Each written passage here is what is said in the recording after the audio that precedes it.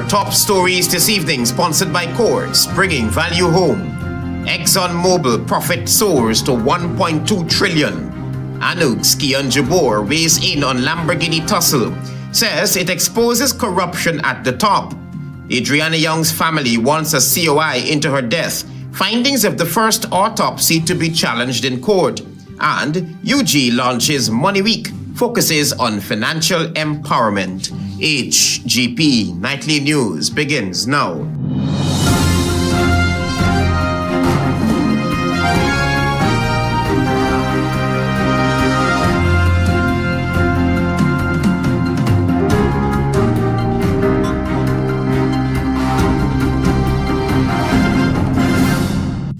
Good evening to our viewers here in Guyana and online.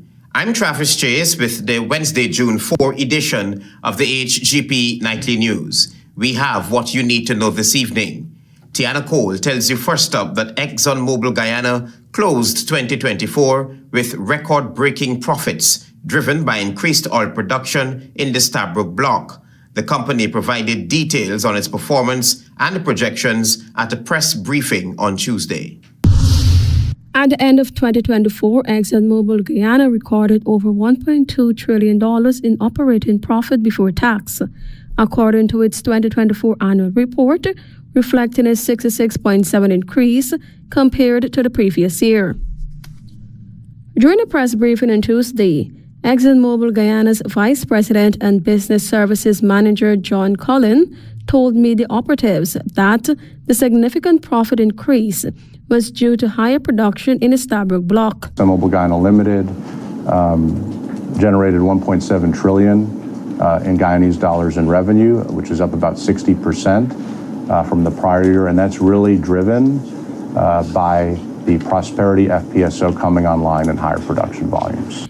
He noted that the financial report was prepared in accordance with International Financial Reporting Standards, IFRS, and includes revenues from cost recovery as outlined in the Stabroek Block Production Sharing Agreement. A significant portion of the revenue is being allocated for cost recovery. Exxon Mobil Guyana and its partners have invested $40 billion to date and have only recovered $33 billion. Colin explained that once cost recovery is complete, a larger portion of the revenue will be available as profit oil to be split between Exxon Mobil Guyana and its partners and the government of Guyana. And we expect by the end of the decade that the government of Guyana will be receiving $10 billion a year in profit oil and royalty, which is equivalent to $2 trillion Guyanese dollars. Exxon said about $6.2 billion has been paid into Guyana's Natural Resource Fund since oil production began in late 2019, including $2.6 billion in 2024 alone. Tiana Cole reporting for the HGP Nightly News. Thank you, Tiana. A young politician has added his voice to the ongoing tussle between President Irfaan Ali and Azruddin Mohammed over the importation of a luxury vehicle. The young politician believes the circumstances surrounding the release of the vehicle exposes corruption at the top. Here is more. Executive member of a new and united Guyana, Kian Jabor, has weighed in on the bitter dispute between President Irfaan Ali's alleged role in facilitating presidential hopeful Azruddin Mohammed's importation of a Lamborghini luxury car. Jabor says the situation further exposes how rampant corruption and favoritism is within the People's Progressive Party civic government. Clearly, corruption starts at the top, and that's what this situation has shown. The corruption starting at the top, and everybody underneath just being instructed what to do next. Now, I'm not saying there are not corrupt people at the bottom, but if you are watching your superiors benefit from the corruption and then tell you to participate in it, then can we really expect better from those below? The tit-for-tat begun after Mohammed revealed that it was President Ali who instructed the Guyana Revenue Authority to release the luxury vehicle. The president then challenged Mohammed to release the evidence to support his claim. The presidential hopeful then released a number of WhatsApp messages which implicates the president.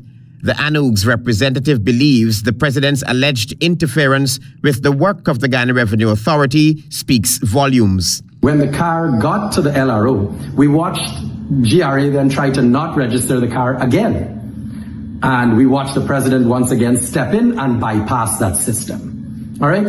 So we watch the system that everybody has to deal with, try to do its job, and then we watch those at the top bypass it and instruct those to bypass it. It is the view of Jabor that only certain politicians and the rich are benefiting from the state at the expense of the ordinary man. Somebody not paying their fair of taxes means that those that are paying taxes have to pay for those people, for the other people that aren't. That's how these systems work. So if I'm paying duties on my vehicle and you are not, it means my duties, the money that I'm paying, has to cover both of us. That's how it works. Because the money has to go into the country in order for the country to run. So we understand literally we're watching something here where the rich and powerful and the politicians are benefiting, but everybody below them, all the poor people, are paying for them to live. So we realize now their benefits come from us. And that's what needs to change. Mohammed was charged last week for allegedly making a false declaration and tax evasion to the Guyana Revenue Authority. The GRA said that it had obtained from the United States evidence that Mr. Mohammed lied and presented a false invoice to the authority that the value of the Lamborghini car was $75,000 instead of $695,000. Mohammed claimed that on September 30, 2020, he asked President Ali via WhatsApp whether GRA Commissioner General Godfrey Stacia would object to him paying $50 million in duty. According to Mohammed, the president told him that $50 million in taxes would be too much. Why not $25 million? Travis Chase, HGP Nightly News. With numerous international flights already operating, KLM Royal Dutch Airlines has officially launched its presence in Guyana with the debut of its Amsterdam to Georgetown route. Find out more from Tiana Cole. KLM Royal Dutch Airlines, the flag carrier of the Netherlands, is expected to make its inaugural landing at the Chedijagan International Airport, CJIA Temeri, on June 4, 2025. Ahead of the arrival, the airline hosted a reception on Tuesday at Carol Lodge to celebrate the launch of its Amsterdam to Georgetown route. President Irfan Ali, in delivering remarks, emphasized that the government continues to invest in strengthening the aviation sector. He noted that these investments are creating opportunities for locals, offering a first-world experience for visitors, and opening vast economic prospects for the country. But it opens up tremendous opportunities for our economy itself and where we're positioning the economy in relation to our agro-processing potential, our cargo potential, and our ability to now move product and produce in a more efficient way throughout the region. President Ali added that just about 4 years ago, Guyana recorded approximately 182,000 passengers passing through its aviation system. Today, the number has grown to around 857,000 passengers. We are focusing on a more ambitious target. How is it we're going to build a mechanism to support 3 million people passing through our economy by 2030. Meanwhile, Dirk Butelaar, Regional Manager for Air France KLM, overseeing the Dutch Caribbean, highlighted the significance of the new route which bridges Europe and South America. The launch of the flight is more than just a new destination in the global network of Air France and KLM. It's a symbol of a connection between Europe and South America, between the Netherlands and Guyana, between commerce and culture, and most importantly, between people. He added that KLM's commitment extends beyond air travel, aiming to promote economic development and cultural exchange. Our commitment to this route is not just about flying an aircraft between our two cities. It's about stimulating economies, coming together, bringing industries and the nations closer in order to grow. The airline will operate a new route twice weekly on Wednesdays and Saturdays using an Airbus A330-200 aircraft. Tianako reporting for the HGP Nightly News. You're watching the HGP Nightly News. There is more news ahead. Stay with us.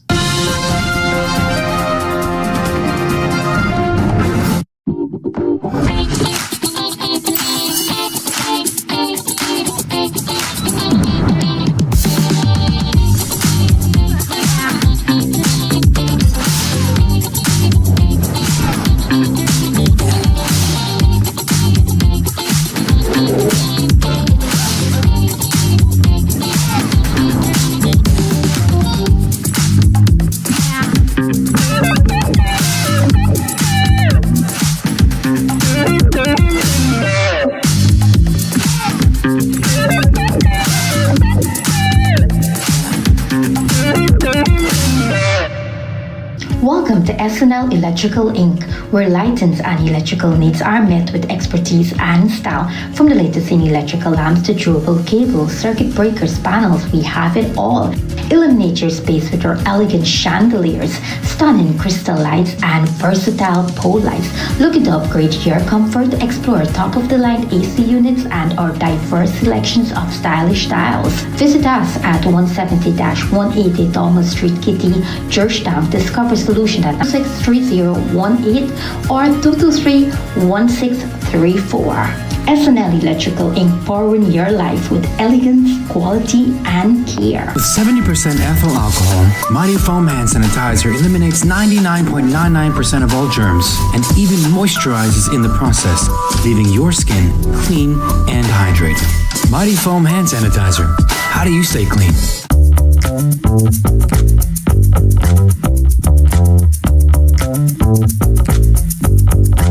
Did you know that local businesses are now providing 100% of several key services to the oil and gas sector? This highlights the significant achievements in local content development. In 2020, only 5% of selected services were provided by Guyanese companies. Presently, that number has reached 100%. Some of the fully Guyanese provided services include scaffolding, transportation, and immigration support, with the inclusion of visa applications.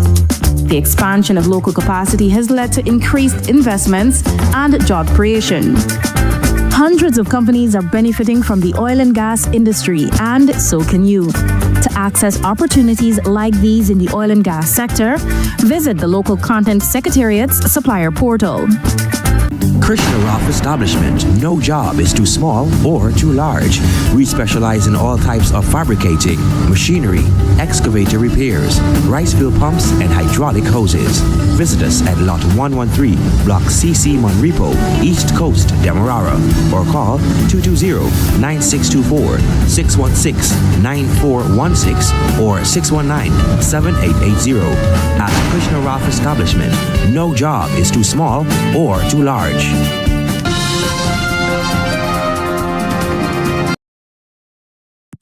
Welcome back to the HGP Nightly News. We tell you now that in a quest to determine what led to the death of 11-year-old Adriana Young, several legal proceedings will be filed. Additionally, several persons, including those who were part of the police's investigation team, will have to take the stand as part of a commission of inquiry. The findings of the first autopsy conducted on 11-year-old Adriana Young will be legally challenged.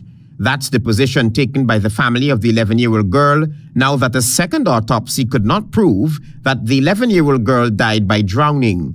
The family's attorney, Dr. Dexter Todd, who recently appeared on the social media program Nation Watch, confirmed that legal papers will be filed.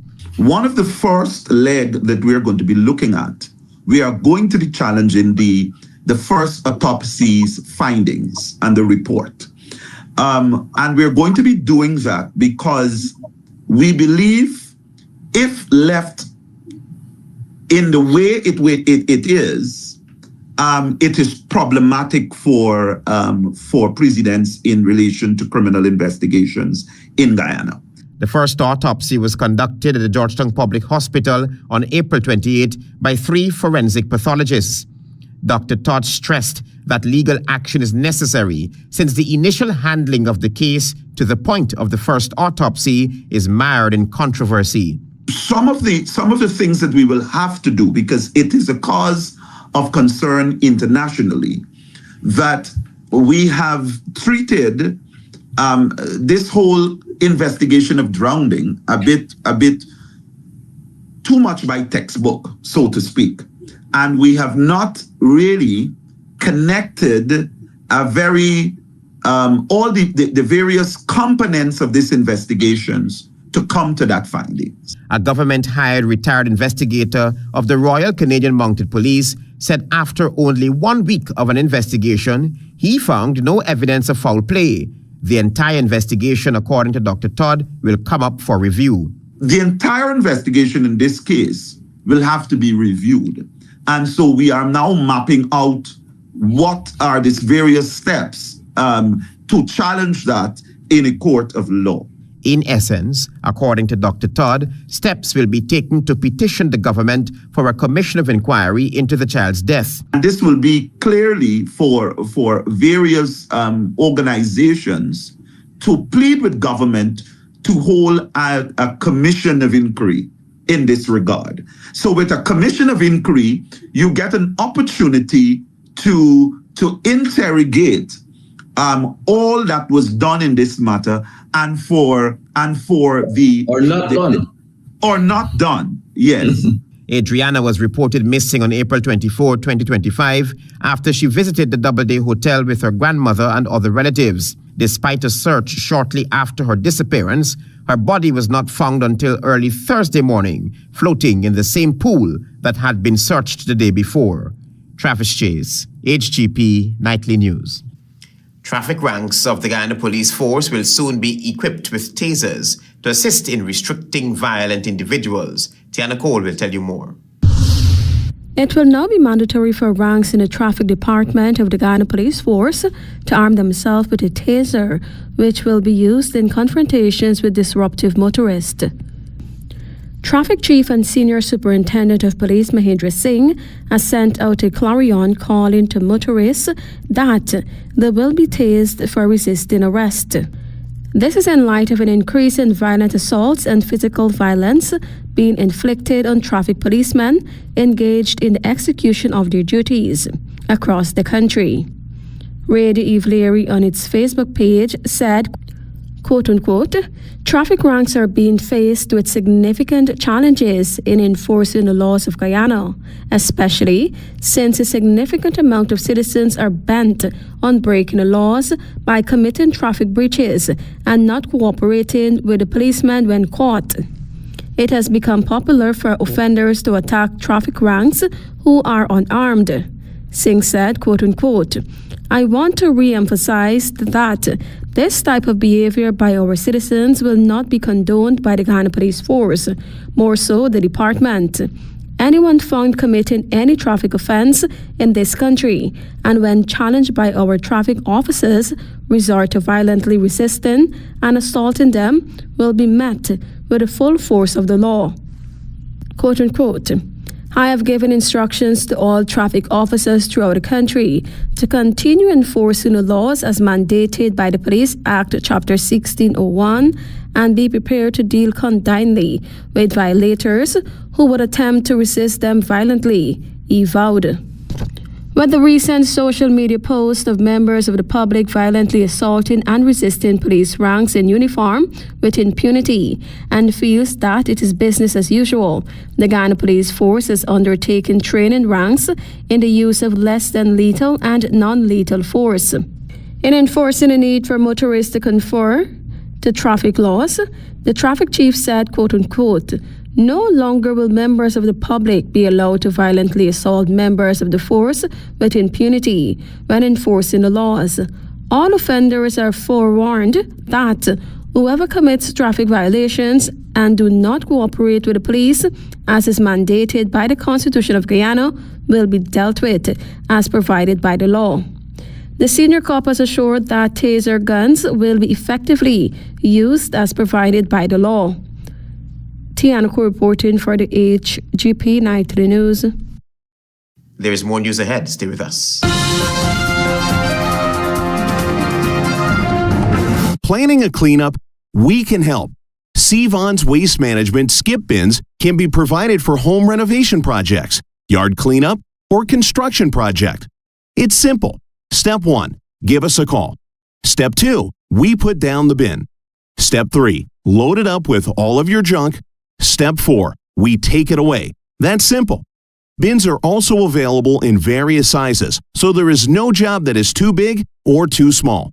Call Sevon's Waste Management today at 218-1455.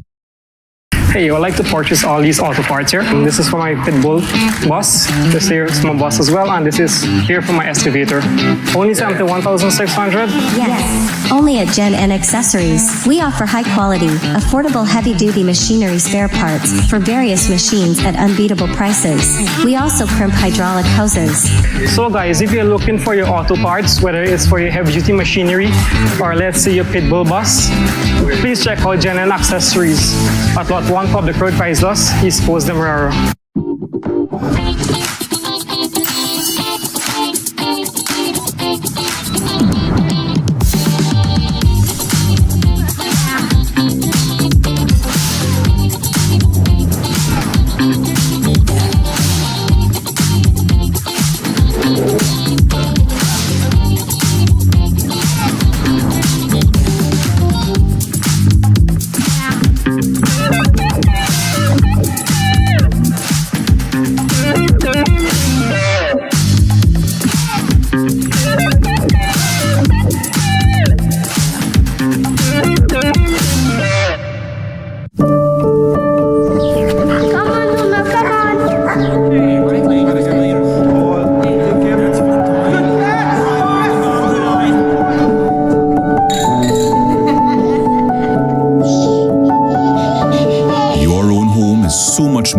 Just 4 walls, floors, and ceilings. It's a lifetime of great memories and stories. Come talk to us and start your journey home today. Republic Bank, we're the one for you.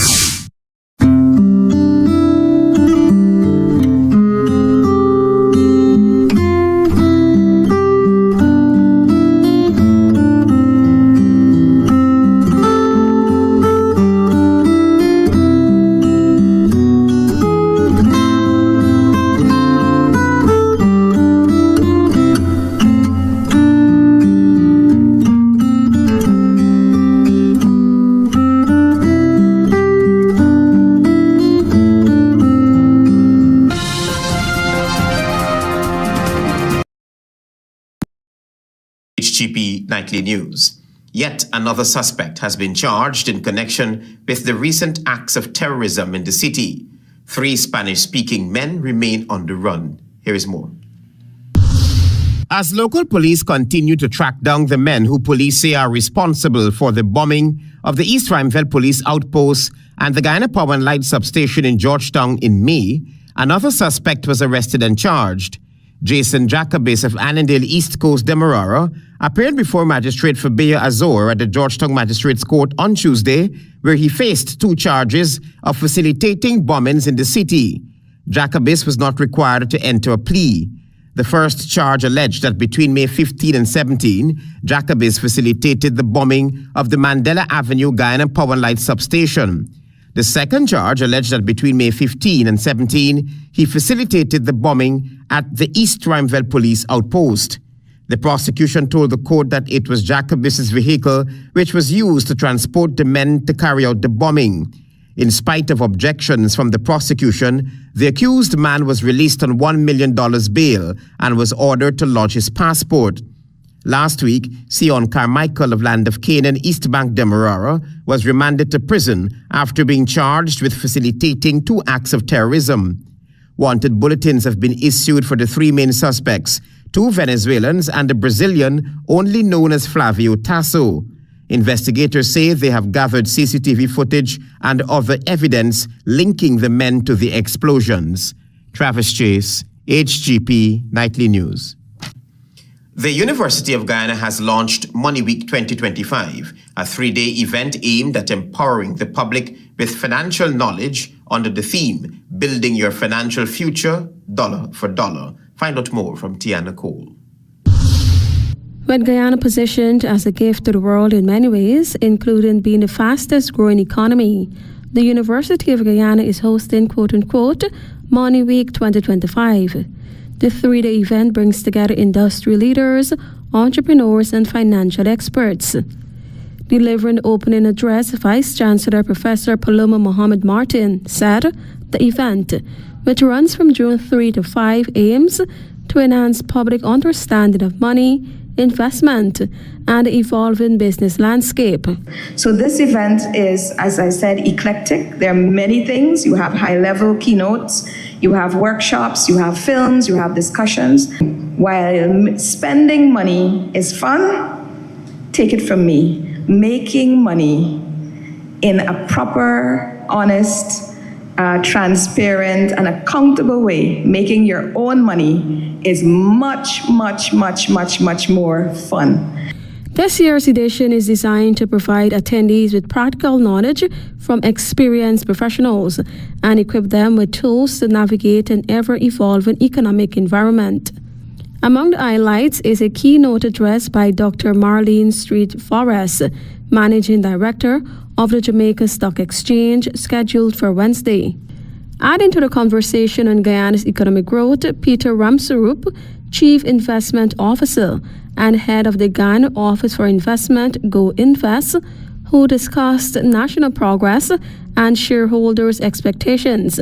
He emphasized the importance of a measurable national development plan, first initiated by the government in 2020. So as you look around Guyana and you try to figure out where do I fit, where could I make money, and you start looking at the initiatives of the public sector and the private sector, and you say you study the budget of 2025, and you see government investing billions of dollars in agriculture, and you go, wait a minute, if they're going to invest that much money in agriculture, maybe my strategy should be something in agriculture. He encouraged young entrepreneurs and economic thinkers to quote-unquote follow the money and consider Guyana's expanded manufacturing base supported by more affordable energy and a renewed focus on agro-processing. Tiana reporting for the HGP Nightly News. Thank you, Tiana, for your reporting. Your regional news is up next.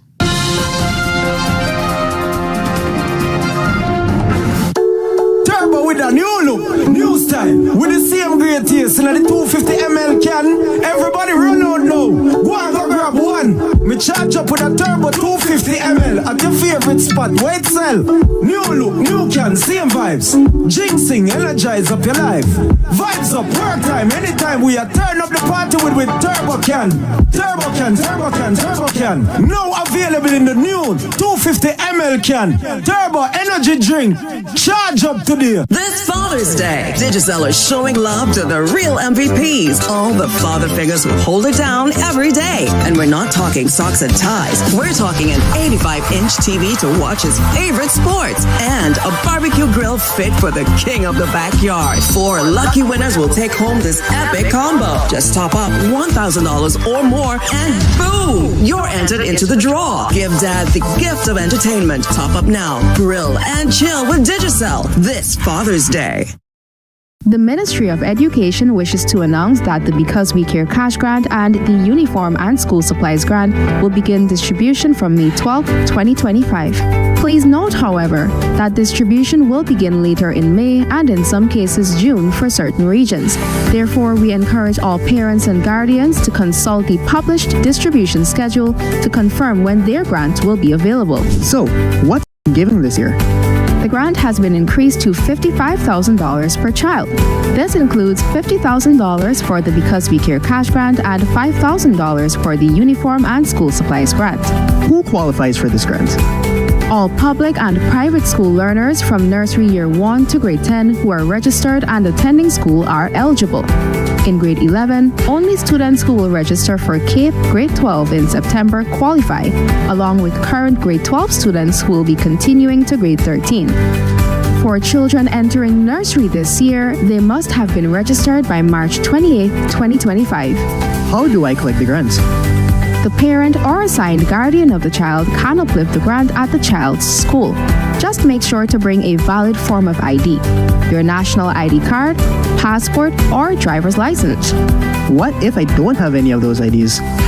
No worries, your identity can be verified by a senior official in your community, such as the school's principal or village tushao. Suppose I can't go myself to collect it. What then? You can authorize someone else to collect the grant on your behalf. What happens if I miss the date? If you miss the scheduled date at your school, a later collection date will be announced, but this will only happen after the national distribution is completed, so it's best to collect it as scheduled if possible. Got more questions? Check the Ministry of Education's social media pages or contact your child's school for more information. In service to you, because we care. The moment is coming. He has the ball. Will he make the shot? And he made it! Goal! This is the biggest win we've seen in ages. Feel the rush with every bet and win big. Play online at www.ibetgamesur.com. With iBet Supreme, every game is your game. iBet to win with iBet Supreme. Must be 18 years and older to bet.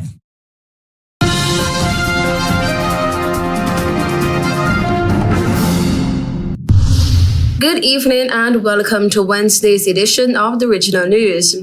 U.S. Secretary of State Marco Rubio yesterday announced visa restrictions for several unnamed Central American government officials he said were connected to Cuban medical mission programs that include elements of forced labor and the exploitation of Cuban workers.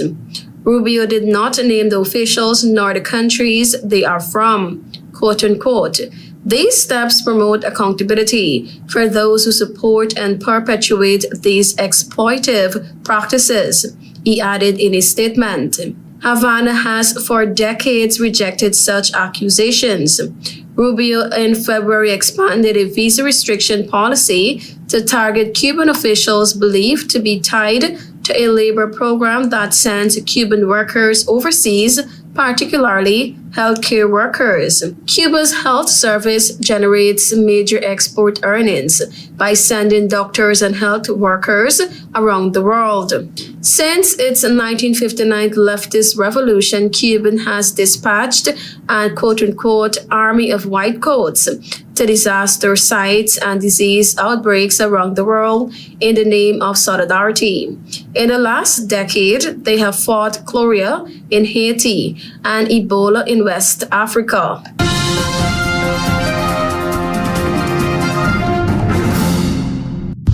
St. Lucia's Ministry of Health, Wellness and Elderly Affairs has informed the public of a recent update issued by the Caribbean Public Health Agency, CARPA, regarding the SARS-CoV-2 variant NB181, which has been newly categorized as a quote-unquote variant under monitoring by the World Health Organization, WHO, as of May 23, 2025. This classification signals that the variant is being closely observed to evaluate its characteristics and potential risk to health systems. According to WHO, between April 14 and May 11, 2025, over 91,583 COVID-19 cases were reported across 91 countries, marking a threefold increase globally. The NB181 variant has been detected in 22 countries, including those in Europe, Asia, and North America.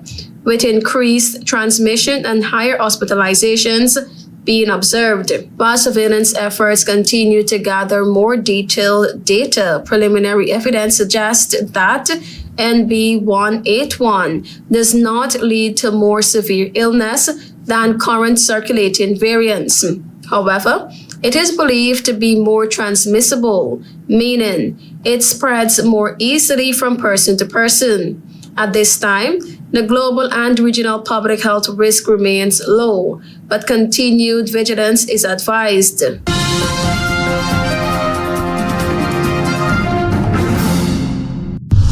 Brazilian prosecutors are seeking to annul a $180 million carbon offset scheme to support the conservation of the Amazon rainforest that the state of Pará signed last year with a coalition of major corporations and wealthy governments, according to the complaint filed on Tuesday.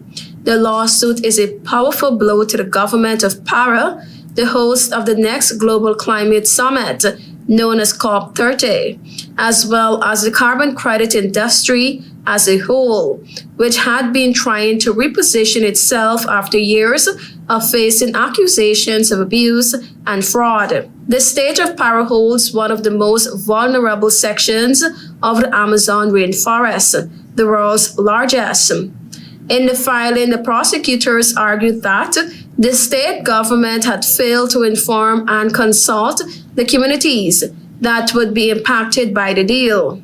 They also said Brazilian law doesn't allow for the pre-sale of carbon credits, which in this case represent the carbon locked away in trees that the project says it will keep from being knocked down. Thank you for watching. I am Tiana Cole.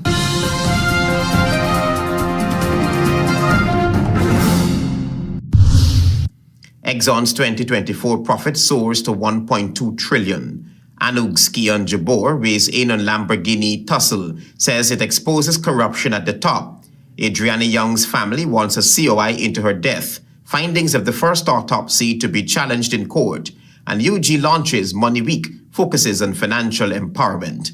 Those are our major headlines. For these stories and more, please go to our website. It's www.hgptv.com. I'm Travis Chase. Thanks for watching.